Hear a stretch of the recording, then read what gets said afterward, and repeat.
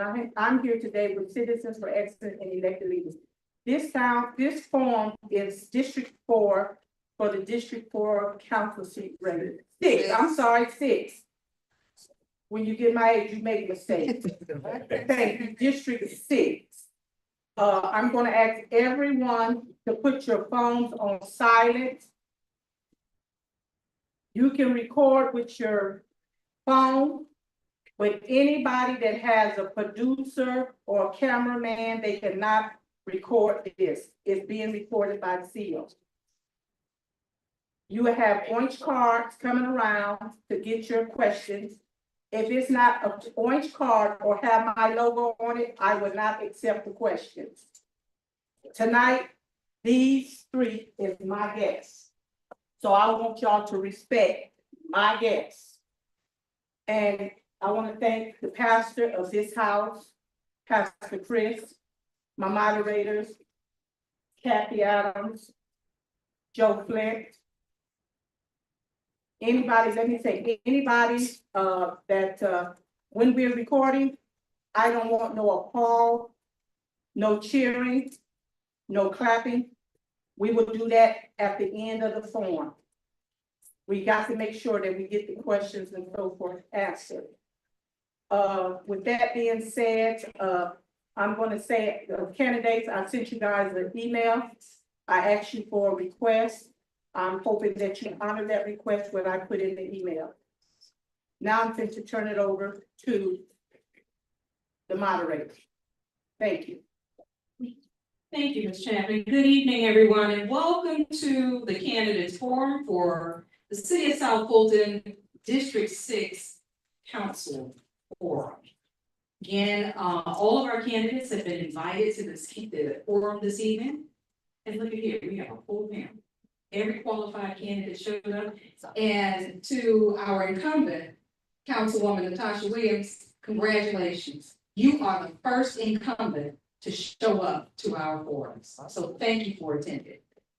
That says a lot. The first incumbent to show up. So I want to give you a little bit of information about housekeeping rules, housekeeping and rules for this evening's forum. This is not a debate. We are not going to or allow candidates to make comments about another candidate's statement. So we're not here for that. We are here to give you a free platform to share information about how you plan to govern this great city of South Fulton, what your vision and what your values are. And so we are giving you free marketing for the evening. So we'd like you to tell in your statements at best, share with the listening audience what it is about you that makes you the better candidate to serve the city. And so having said that, we will give you 2 minutes for an opening statement and 2 minutes for a closing statement. And for all responses, you'll get a minute and a half. And we do have a timekeeper here, and the timekeeper will run the clock in accordance. And any candidate that runs beyond or speaks beyond his or her allotted time will be interrupted. And it's no disrespect, but we want to respect the time. So each candidate will receive the same number of questions. You may not receive the same question in the same order, but you will receive the same number of questions. We will receive questions from our in-person audience here as well as our online audience. And so without further ado, what I would like to do is to open this up, open the forum up, and allow each of you to share a little bit about yourself. This is your opening statement. And we will do this in alphabetical order, but I will respect our elected official here and allow her to go first. So, Madam Councilwoman, I'm going to allow you to go first for the opening statement. And then we'll go in alphabetical order by last name. Well, thank you, Ms. Adams, and thank you, Ms. Chatman, for putting on this forum.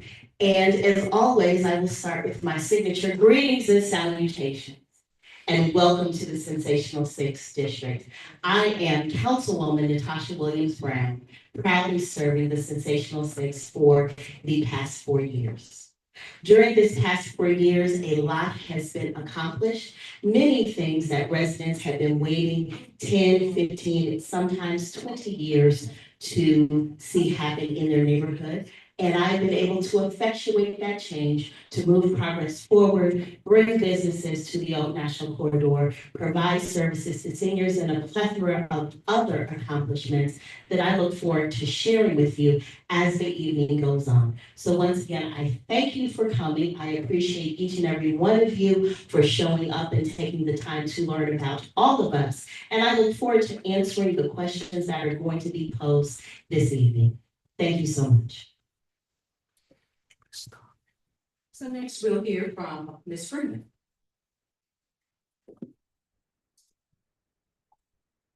Good evening, everyone. I am Tashima Freeman. I am a born resident of Georgia. I am by way of the neighboring city, Morrow, Georgia. I am a loving mother to a 7-year-old young boy, and I'm a homeowner in the city of South Fulton. My priorities are straightforward and very simple. I am committed to ensuring that we have a strong public safety, that I restore the faith that we have in our municipality government, and then also ensuring that our seasoned citizens, they do feel respected. I want them to know that they have resources that they can get right here from their city. And then we need youth programs that will impact our youth for the better. And of course, our economic development, it needs to be pristine. We don't just want developers here in the city. We don't just want small businesses here. We want those developers and small businesses to come and thrive, and we want them to go and tell everyone else that the city of South Fulton is where you need to be doing business. I truly do believe we can make that happen together. Come November 4th, be sure to vote me Tashima Freeman. Thank you. And next we'll hear from Tori Thomas. Thank you. Thank you guys for having me this evening. My name is Tori Thomason. I am a committed candidate that's ready to be the voice of the people. 30 years I have been living in this district. I'm already a household name from all of the hard work that I've been doing in this community. If anyone deserves this seat, it's me. Right now, I have some of the most well-attended events in this city. With that being said, I learned what my God-given gift was. My God-given gift is bringing people together. Just recently, I had Southside Day where I connected 8 mayors from all around the city, from all around this Southside city. So that shows unity that I'm prepared to bring to the council. Also, my website is votefortory.com. You can go on your phone right now and check out more information from me. My goals are to lower the crime rate, increase economic development, and as well as bring better parks, better and empower our parks and rec, because it's needed so bad. For so long, I've been watching. For the past 4 years, I've been watching our district get treated like a stepchild. So they say when you want something done, maybe you need to step up and do it. So that's why I'm here today. Please vote for Tory and let's fix District 6 together. Thank you so much, candidates. We appreciate you all for coming and joining us. Again, good evening, everyone, and welcome to our candidate forum. Please know that each of the candidates are seeking to govern, create policy, manage budgets, and be a visionary creating long-term plans for sustainable growth. More so, lead with tact and diplomacy. Our timekeeper has already been mentioned. We'll sound the bell when the time has ended for each statement. If the candidate goes over or beyond their time limit, they will be interrupted. Tonight, we are presenting information to voters in a fair, nonpartisan setting. So without further ado, let's get started and hear from our candidates. Let me do this first. Let me acknowledge any elected officials that are here with us on this evening. Any elected officials, we thank you all so much for joining us this evening. Thank you so very much. And so, ladies and gentlemen, we'll get right into the questions. So again, I want to remind you, each of the candidates will not or may not receive the same question. However, they will receive the same number of questions. So, having said that, we have one question here from our in-person audience, and let me share this with you. Because we get cards that come in, and because we will get questions that will come in from our virtual audience, we are not going to ask the same question 10 different ways. Okay, so we are up here and we are responding to you, but those like questions will be asked only once and maybe twice. We won't ask it 10 different ways. And this is not Board of Education meeting and or race. So if you have questions regarding education, programming for schools and school interests, you have elected officials for Board of Education members, and we want to address those this evening. So just want to give you a little bit more on the housekeeping side. So one of the questions is, and this is from our in-person audience, it says, why are you running? You said that people don't have a voice, and because of the old national park that was in. So why are you running? And this question is for Ms. Freeman. It wasn't directed to you, but I figured that. Thank you for that. Why am I running? So initially, I did not have any intentions on running, but I had a lot of complaints. I had a lot of concerns. And I remember speaking with a previous council member who painted a picture of South Fulton that was progressive, that made me want to be proud to say that I lived here in the city of South Fulton. And I don't feel like I've seen that completely yet. And there have just been small things that have taken place and have not taken place. And I think it's time that we move some things forward. So a big part of why I am running is because I want to be the change that I'm crying and whining about. I want to go ahead and put myself out there and use the knowledge that I have to make something happen. Thank you. Thank you so very much, Ms. Freeman. What ways will you promote economic mobility in this district and specifically in the city of South Fulton? This question is for Ms. Williams. So, thank you for the question. There are many ways that we can pursue economic mobility for our residents, but the first and foremost way that we can do that is by continuing to increase job opportunities in the city. And one of the ways that we increase job opportunities in the city is by bringing new businesses online that provide quality jobs. And so what we have done as a council and what I've been a part of is ensuring that as we are looking at businesses and as we are bringing businesses online, that we see the jobs are there for our residents that will allow them to buy their house in the city of South Fulton, to be able to afford to live in the city of South Fulton, that are going to pay them a wage that will allow them to get ahead. We have been engaged in this work for the past 4 years that I have been on this council, and we continue to be engaged in that work, in looking at how we can grow our business community, how we can grow commercial development, so that residents have opportunities to get those good paying jobs that provide the economic mobility that they are seeking. Thank you for the question.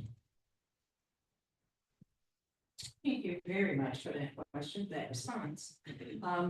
So the next question from our in-person audience is, increasingly, public officials and those running for office spend more and more time campaigning. How do you see the difference between campaigning and governing? And what does governing look like for you? Mr. Thomas. Thank you for that. Thank you for that question. Campaigning and governing. First, let me just speak to you guys about campaigning. I've come here today not as a politician. I come here as a public servant.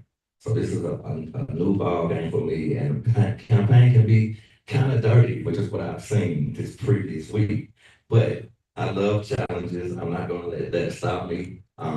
Right now, governing, you have to be type leaders. Let me get myself together, guys. All right. A little nervous. That's all. So once I get ready to give, I'm gonna be ready. But a boss has a title, and leaders, they have the people. I have the people. Period. There's no one in this community that has worked harder than me over the past 8 years. I've been doing things in this community before the city of South Fulton even became a city. That's how I'm a household name. You ask anyone from give backs, to coat drives, to community events, to working with vendors and promoting businesses in this neighborhood. I'm the man for the job, period. So that's my answer to that question. That's all right. Thank you so very much, Mr. Thomas. This question will go to Ms. Freeman. What has been your biggest accomplishment thus far in District 6? What are you most proud of and why? Thank you for that. My biggest accomplishment thus far, would probably be me taking this stance to do this. Although you may see us here and think that this is just an easy, this is not easy for us. This is something that we actually have to put work in on the campaign side and the governing side. It does take research. It does take us to go out and communicate. I have enjoyed speaking, going to the senior citizens and talking with my seniors, or going to Parks and Rec and just talking to the parents. That helps me to know what you all need. And although it may seem like a small thing, it is a lot of work because you cannot always please everyone. And the job here is to ensure that we do our best to govern this body in the best way that meets most of our needs. And I think this right here may be one of those things here. Thank you. Thank you very much. And so the next question. What have you done within the community to show who you are and what you are in support of for the community? Clear examples, please. So I'm just gonna say maybe 3 examples. But I'm gonna direct that question to Ms. Williams. Thank you for that question. So 3 things that I have done to show that I'm for the community. Number 1, on August 14th, we held the ribbon cutting for the community center at C.EE.L Park. This is a project that has been languishing for about 20 years. It is a project that I was tasked with completing when I was elected by the Friends of C.EE.L, and it is a task that I have completed and a promise that I have delivered on as of August the 14th. The second thing is I have opened 5 businesses along the Old National Corridor to include the only Class A event space that we have in the city in Crestwood Conference and Event Center. And number 3, I have executed an MOU with the Atlanta Community Food Bank to provide food on a monthly basis for individuals that are experiencing food insecurity, many of those individuals who are seniors on a fixed income. And in doing that, I've been able to partner with my community partners who show up every month to volunteer, as well as the Atlanta Community Food Bank with New Life Presbyterian Church, to ensure that people do not go hungry, not just in District 6, but across the city, so that where there are needs, I am meeting those needs and I am boots on the ground in doing the work of the district to connect with my community. Thank you for the question. Thank you so very much for responding. But there is a small percentage of voters ranging between the ages of 20 and 45. And that appears to be the targeted audience. If elected, what is your proposal to take care of the elders and seniors in our district? Let me read that again. There's a small percentage of voters ranging between the ages of 20 and 45 that appears to be a targeted audience. If elected, what do you plan or what do you propose to do for the seniors and elders in the district? And I'll direct this question to Mr. Thomas. Thank you. For the seniors, I have my mom who's in the building who I play tennis with every other weekend at C.EE.L Park. At C.EE.L Park, we see a lot with the youth that's going on there, the trouble that's there. So one thing I will do with my seniors, because seniors both, but what I'm bringing to the table, since I'm 49 years old, I'm bringing the youth, I'm bringing the community that's not voting. I'm bringing my age group, I'm bringing the senior citizens, and for those senior citizens, they're not informed. I feel like they're not informed enough of what's going on. So that's why I choose to be the voice of the people.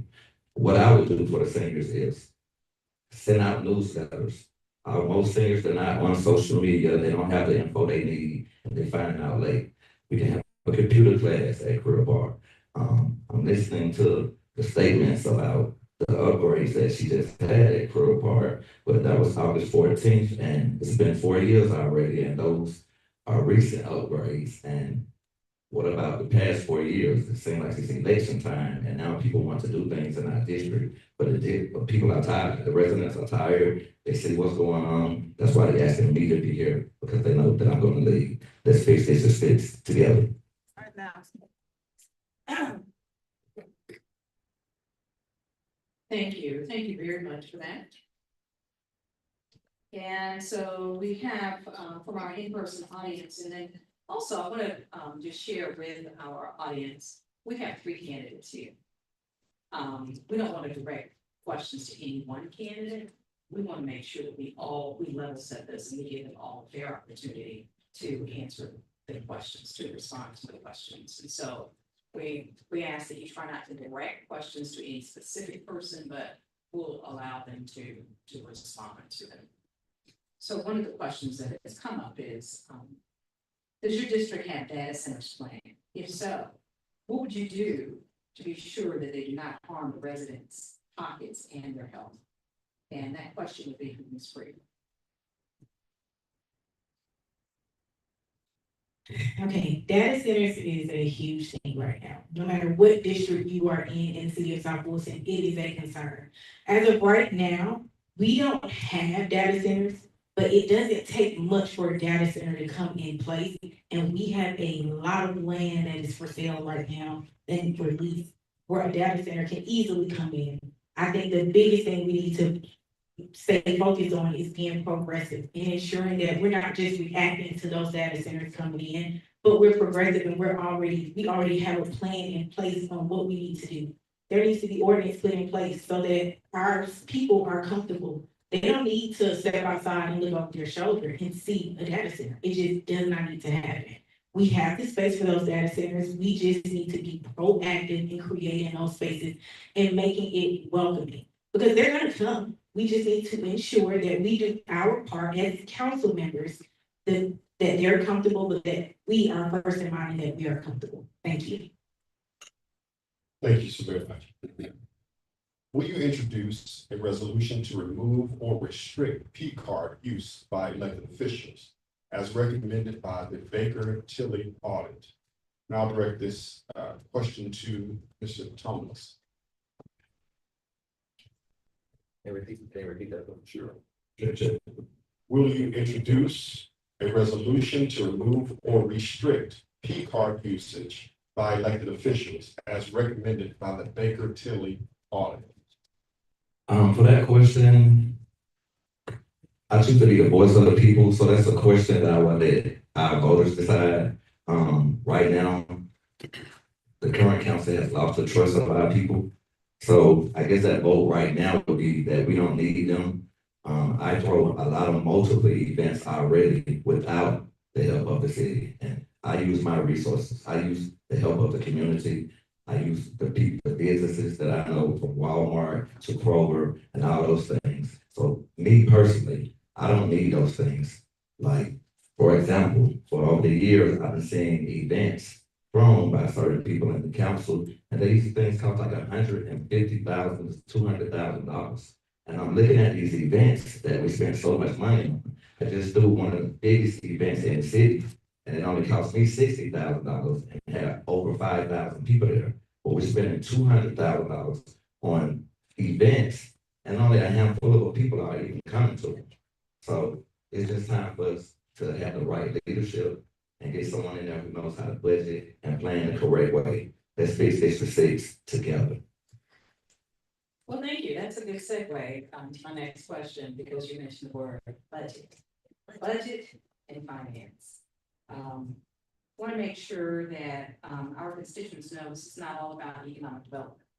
If you can't afford to live in the city, you're not going to be able to spend in the city. So let's not totally focus on economic development. Let's look at tax base. Can you afford to live in the city of South Fulton?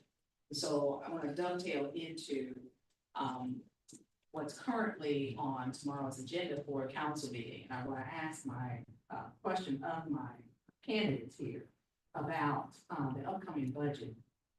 And so We know that, there has been, a budget increase that's proposed for the city of South Fulton. And, first I want to ask is, share a little bit about your experience in managing million-dollar budgets. And that question would be for Ms. Williams. I guess I'm just gonna lob it over to Ms. Williams, because that would be the incumbent, but I'm gonna ask that of each of the candidates. Well, thank you for the question. Obviously, for the past 4 years as a member of the council, I've been working with my colleagues, with the city manager and her team, and with the finance director to ensure that we are promulgating a budget that is reasonable, that keeps us in the black, and that most of all is conservative.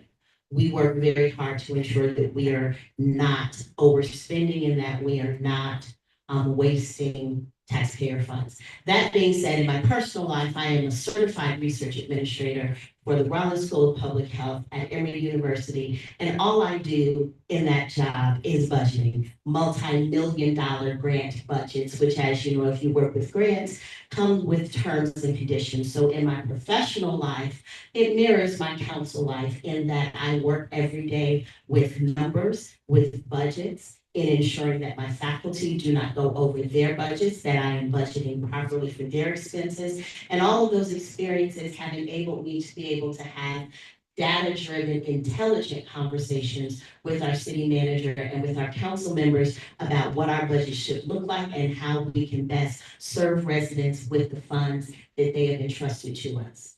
Thank you for the question. Thank you so very much, Ms. Williams. Ms. Freeman, I'm going to ask the same question of you. What experience do you have managing multi-million-dollar budgets? Thank you. My experience is lengthy. I am an accountant. I have worked in the financial realm since I was 19, 20 years old. So I have been in this realm for a while. I also work with Emory University, and I have had to manage multi-million dollar contracts, build out projects. I've also worked with other independent companies where I too still have to worry about million-dollar contracts and million-dollar projects. One thing about a budget is that everyone has to be on the same page of we're not going over that budget, but we also have to be realistic and allow enough expense that if we do go over, we're not maxing out what we've already allowed it to ourselves. And I think that's more realistic. The reality of it is most times you do go over budget. That's not rare at all. What we have to be is more honest about, okay, we are going to go over budget and we need to be prepared when we do go over budget so no one looks surprised. Thank you. I guess you got ready. Yes. I kind of just said that as an event planner, as an organizer. Like I was just stating, how it cost me $60,000 to pull out this event, and I'm watching the city spend so much money, wasted money on these taxes, having events that people barely show up to. Yes, I'm a budgeter, from the stage to the DJ to the lights, everything to the production. I handle all of that, and I cannot afford to go over budget when I do these events. So I've been doing this well over 15 years, and I'm cheap. But with that being said, I just kind of laugh at how the same officials say that they're saving the budget, but they just went to Africa on the taxpayer dollars. I don't think anything in Africa can help us at Old National Park, where they haven't had any lights, and they live off a generator right now. The lights are going off a generator right now at Old National Park. The homeless people are out there. We haven't had any upgrades at Old National Park, and that's one out of the 2 parks that we have in District 6. So while we're saying budgeting, while we're wasting tax money, it's plenty of that money that can go back into our community. And when you vote me in for District 6, I'm gonna make sure that's gonna happen. Let's fix District 6 together. Thank you very much, for your statement. So I want to move into the proposed budget for 2026. And I want to read to you, I want to share with my audience, right now in 2025, the budget is $295 million. 2025. The operating proposed budget for 2026 is $431 million. That's a difference of $136 million, which is a 46% increase. goes back to my statement, can you afford to live in the city of South Fulton? And this is over the next 12 months. And so with that being said, I'm gonna ask that question to Ms. Freeman. How would you, what would you share with the constituency about this proposed 46% increase in the budget? And when you say, what can I share? What can't you share? Inside, would you support that or would you not support that? What's your statement? Okay, thank you for that question. I think it's pretty simple. We have gone over budget as is right now. We need to ensure that this 46% increase are going to places that we want. They can't just go to willy-nilly any type of initiative or just because we say we want this thing. We need to ensure that if we're gonna have a drastic increase, especially with so many things happening on a federal level, we need to ensure that that budget is gonna go towards things that are going to assist us. Things are about to take place in the next couple of months, in the next year. Are we prepared for that? And will that increase in that budget assist us in that area? I think that's the better question. Thank you. Thank you so much, Ms. Freeman.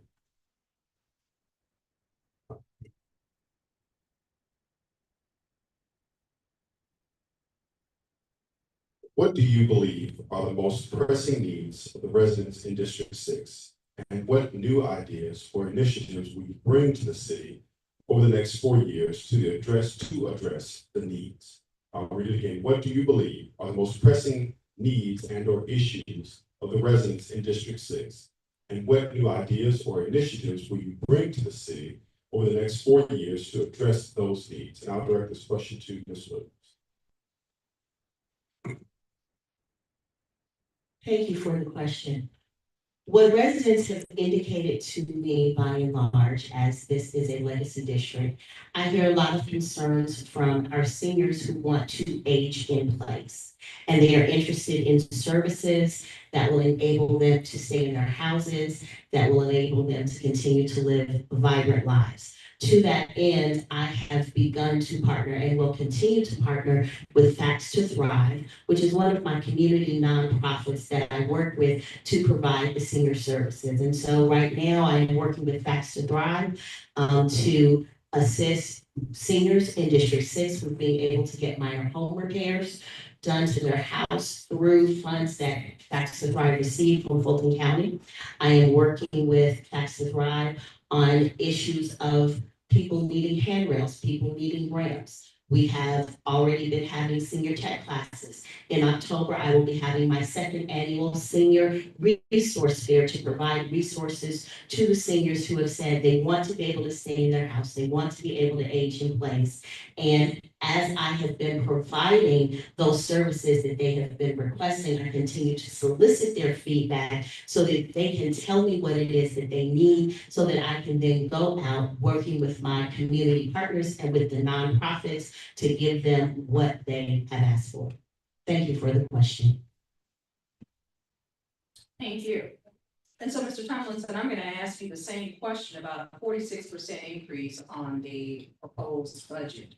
How would you handle that? Are you in support of that or not in support of that 46% increase? And how would you manage this $136 million Thank you for that question. beyond the parks?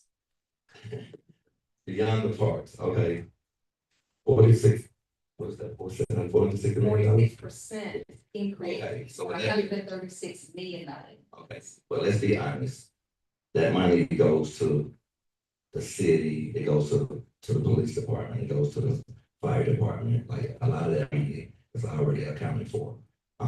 Yes, but with me, I'm not gonna lie to you, my main priority and what I came here for is to improve my parks and recs. So that will be my promise to my citizens. So when I come in there and I see a piece of the pie, that's what I wanna do. I wanna help lower the crime in my district. I wanna do everything that we can to advance our parks and recs in our city and our sidewalks on Old National that we have been old for since June. And people are still, the bus riders and martyrs are walking down Old National, still creating a path down there and things to that nature. So yes, that's my main concern right now, lowering the crime, increasing the economic development, and improving our parks and recs. Help me fix District 6. Let's do this together. Thank you so much, Mr. Thomason. Churches are part of the city community landscape. It said that our city is not church friendly. Council members put on and promote events, giveaways that religious and nonprofits should do. How do you intend to support or encourage churches and nonprofit organizations? Let me read this again. Churches are part of the city, community, and landscape. It is said that our city is not church friendly. Council members put on and promote events, giveaways that religious and nonprofit organizations should do. How do you intend to support or encourage churches and nonprofits? And I'll direct that question to Ms. Freeman. Now, I wouldn't have said that South Fulton isn't church friendly. I've been to multiple events at churches, around the corner, outside of District 6. So I would not say that, but I can say that if you all feel like it's more welcoming to have events hosted at a church, or in my case, hosted at a masjid, then I think that just needs to be said. I don't think that it will be a barrier to have those things, but that may not seem like a concern to our constituents. So if it is, it may just be time to speak up on that. And I'm sure that's something that can easily be done. Thank you. Thank you very much. And we have a question from our online audience. Is about your position on the military cap. Are you in favor of removing that or leaving that in place? And Councilwoman, I'm going to ask that question of you. Then we're going to ask that question of everyone else. Because we want to see, we want to hear where their thoughts are, what their priorities are. So, thank you for the question. When it comes to the military camp, the council and the city manager have been receiving the residents' feedback, and we have been in negotiation in doing the research into options residents brought forward. At this time, those conversations that we have had have been held in executive session.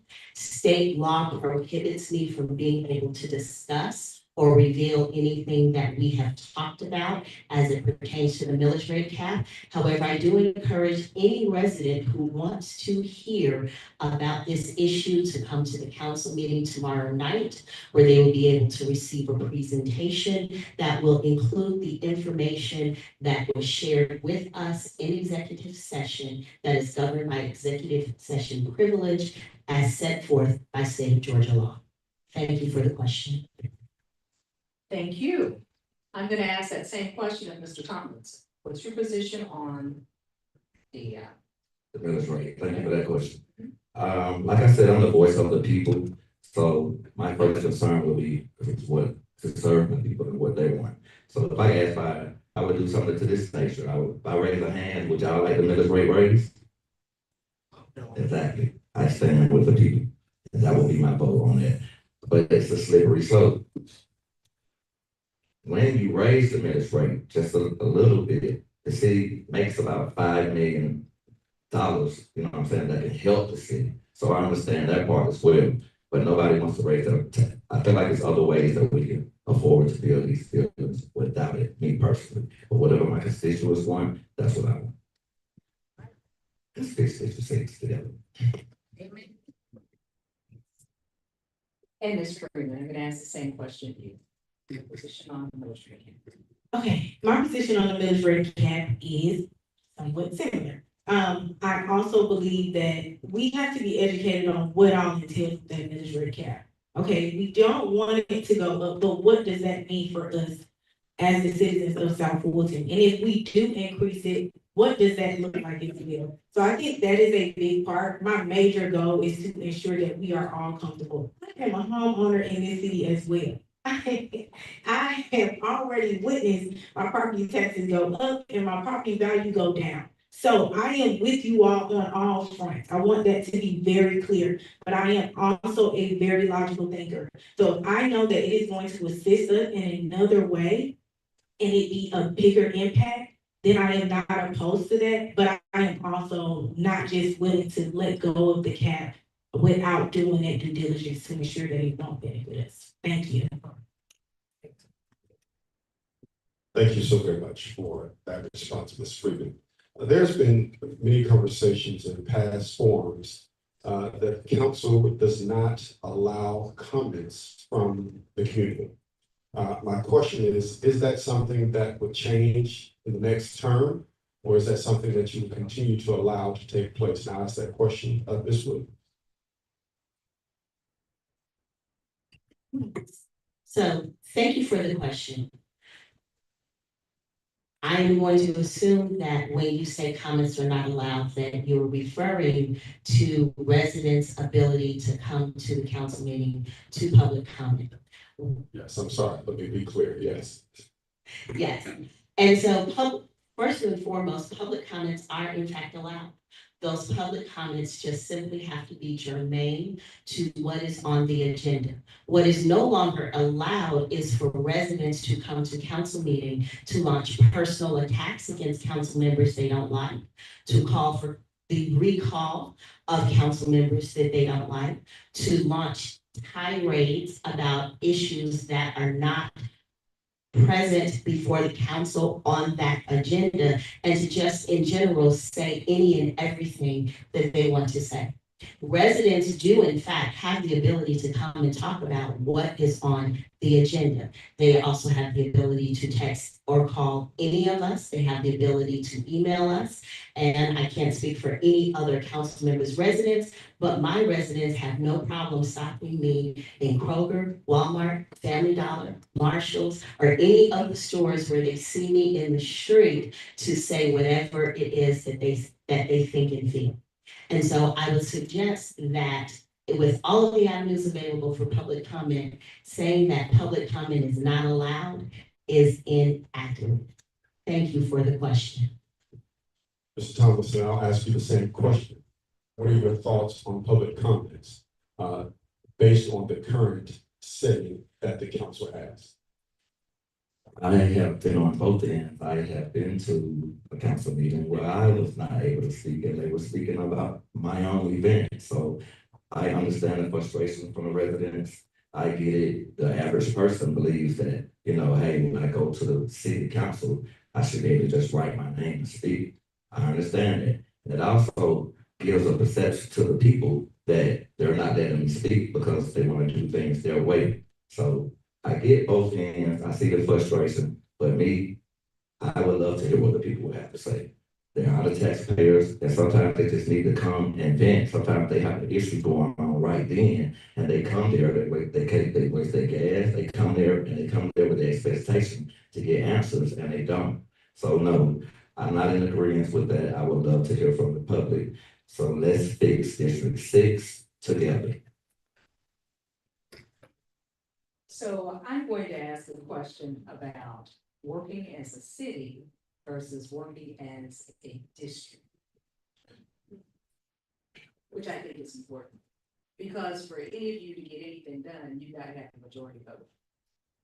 So what's your position on working as a city versus working on districts? Because I've heard each of you say, District 6 is what we're gonna do, is what we're gonna do. What's your position on working together, unified as one? Because you all get one vote on all the other districts' legislation as well. This way, start with you. Well, thank you for the question. I think that if you would pay attention to the council, the actual business of the council, what you would find is that on about 98% of the things, the council votes unanimous. The vast majority of our votes are 7-0. You will see that we support each other as time allows to go to each other events and to show up and show out for our fellow council members. However, we are never going to agree 100% of the time on 100% of the things. And in those instances where we do have a disagreement, then we vote accordingly, whether that be voting our conscience, whether that be, voting what our residents have told us they want to see, even if that is at odds with what the majority of the rest of the council wants. And so I would say that this council does work together to get the business done. We do work together to promote the city, and 98% of the time, our votes are unanimous, 7-0. And you will see that again, I'm confident, tomorrow evening at our next council meeting, that the majority of the things that we vote on, we are unified and working together as a city to move the city forward. Thank you for the question. Thank you. And I'm going to ask that same question of Ms. Freeman. It's working as one city and not as an individual council. And I guess I probably should clarify that because so much spending. We have Easter egg hunts. We got how many districts? We have 6 Easter eggs. Why can't you just say that's working together, unified from end to end across the city, but not overspending taxpayer dollars? But what's your position on that? Yeah. I am 100% with it. It is no secret that Old National specifically is like the stepchild of South Fulton. No one wants to involve us, and I'm not speaking on council members. I am speaking about all of us as constituents together. It won't just take council members to be on one accord. It will take all of us. This is an ecosystem. It does take a village to make this thing go. We do have to all be on one accord. So what happens in District 2, I care about. I don't even live in District 2. I care about it. And I need for everyone to have that same thought process when it comes to District 6. I think if we kept it as a one, of course, District 2 may need a little bit more in this area. District 4 may need a little bit less in this area. As long as we are on one accord, City of South Fulton will truly be a great city that we can witness, not just continue to wait on. Thank you. And then lastly, Mr. Tomlinson, I'm going to ask the same question of you. Thank you. Finally, a great question for me. I heard someone say that everybody's on one accord. No, that's not true. That is why so many residents are frustrated because they have watched this council not be on one accord. Me personally, I have worked with almost everyone on the council. I have personal relationships from the mayor to the mall. We've even watched the council not stick with the mayor. We've watched some of the council women go at it within each other. So what I'm going to bring is, like I told you guys, my gift is bringing the community together. I've been doing it for the past 10 years. I have 4 proclamations. I've worked with Kiosha at her Easter egg hunt. I've been to Helen's Coffee with the Cops. I've been doing this for a while now. Like it's no secret. And I bring my nonprofit, everyone to this community, and I've been making the city look good for a long time. So I think I'm the breath of fresh air that the council needs right now, because I'm going to bring unity and I'm going to bring them together, and we all are going to work together on one accord. So let's fix District 6 and the city of South Fulton together. Thank you so much, Mr. Thompson, and thank you, candidates, for your candid responses to all of the questions. Ladies and gentlemen, in closing, you have just heard from 3 candidates seeking to serve the citizens of South Fulton. If elected, this candidate will serve a 4-year term that will begin January 2026, ending December 2029. All of the qualified candidates will be on your ballot in November. Today, the future lies in your hands. If elected, the future of the city of South Fulton lies in their hands. The mayor or the council-elect of the city of South Fulton will have influence and a vote on proposed legislation that will impact your livelihood for years to come. As a constituent, as a voter of the city of South Fulton, it is your hope, it is my hope, that you will use your vote as your voice and feel confident after this evening and elect your next council member that will deliver smart, fair, and equal representation citywide. And so, ladies and gentlemen, you've heard from each of the candidates here. Each of them has had 7 questions, and a few of them were the same. But it was a good sampling of where their interests lie. And so, as we wrap up this evening, I just want to say the word of the year is called accountability. And so accountability is not just on the elected official, but it's on you as a constituent. You are accountable for holding them accountable. You are accountable for doing what you need to do, and it starts with voting. If you don't vote, then you don't have a voice. You can't say anything about who's been elected and what's being done if you've not exercised your civic duty, and that is to vote. And so having said that, I want to leave you with a couple of important dates. If we all know the election is on November 4th. But before we get there, you've got to start with early voting and or advanced voting. Advanced voting starts October 14th and it runs for 2 weeks until October 31st.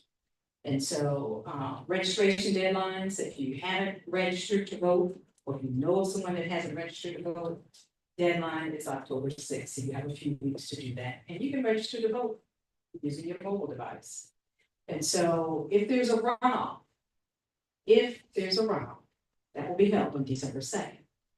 And so each of these candidates is vying for your vote. You've heard why they think they're the better candidate this evening. They are hoping not to go into a runoff. So, but if there is a runoff by chance, it will be held on December 2nd. So again, in closing, exercise your voice and your right to vote. I want to say to you, always be an educated and informed voter. Know who is on your ballot. In closing, exercise your voice. Know what is on your ballot. Know when to vote and know where to vote. And so, if you don't do anything else, who is on your ballot? In closing, make exercise your voice and know what is on your ballot. To this chat. Know when to vote and know where to vote. And so, you don't do anything. Thank you, guys. I want to. Wait a minute, I'm sorry.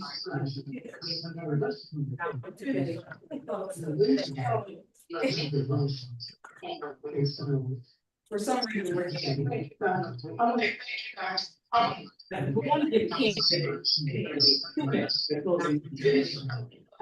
so, I'm gonna say, this leaves you sort of, I'm gonna start back. So, Mr. Tomlinson, if you will, give us 2 minutes and share with the candidate. I should vote for you. You think you are the better candidate to best serve this district. I don't think I'm the best candidate. I know I'm the best candidate. So today I started out rocky. I know I may not have all the words. I know I may not have all the answers. But what I do have is I have the common sense to put the right people in place to get it done. I have the resources. I have the track record. I have the resume of doing the footwork in the city for over 10 to 12 years. Everybody knows it. I asked about 100. Right now, I'm giving you the date toward time. I am not a college politician. I am a public servant. I was not ever born with a spoon in my mouth. But everything that I have for. And right now, I'm ready to fight for District 6. So with you guys on November 4th, go touch that ballot, vote Tory Tomlinson. Let's fix District 6 together. Thank you very much. Next, I'm going to go to Ms. Freeman. Thank you. When you decide that you want to run for council or mayor, whatever the case may be, you are signing up to do lifelong community service. This has to be something that is embedded in you. It is not a part-time role. It is community service that you will constantly be doing. I know come November 4th, we have to make the right decision because this can change the trajectory of the city of South Fulton. And I cannot be the only person to believe that the city of South Fulton, it's time for us to be more than just a city that is on the rise. It is time for the city of South Fulton to rise up. Thank you. Thank you. And Councilwoman, close this out, please. Thank you. I will close as I began with greetings and salutations. I am Councilwoman Natasha Williams-Brown, representing the sensational 6th District. And for the past 4 years, I have been working tirelessly to serve the residents of District 6.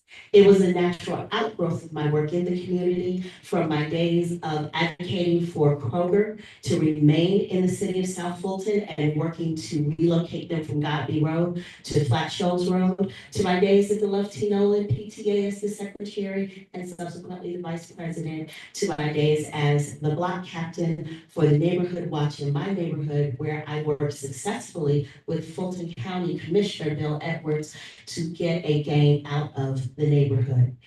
Now today, here as your councilwoman, crime has been reduced in the city of South Fulton by 40%. Crime has come down and it continues to come down. Businesses have come online in District 6, 5 of them, to include Crestwood Conference and Event Center. Creel Park, pavilions, bathroom, community center, renovated with more to come.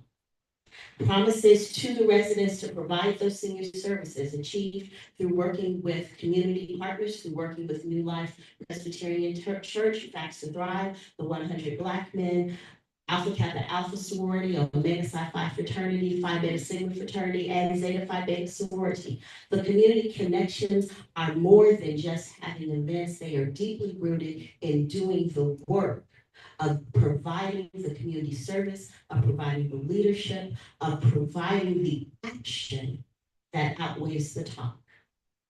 And so I thank you for your attention this evening. I thank you for attending, but most importantly, I want to ask for your vote on November 4th to return me to the City Council as your District 6 Councilwoman, because we are in fact the sensational 6. Thank you so much. Thank you again to each of the candidates for coming out this evening. We appreciate your time. And thank you to our visiting audience. I want to thank my audience, the citizens for coming. But first of all, I want to thank my guests. Thank you guys. You guys did a wonderful job. I want to thank my moderators. If it's a runoff, I'm going to send it to you guys so nobody will say I sent it to you late. November the 19th will be your form. Now, let me say this before Pastor come. Pastor, I want you to sit down for 2 minutes because I don't want you to stand up too long. When I put C.E.L. forms on, it is to represent the citizens. I don't play politics.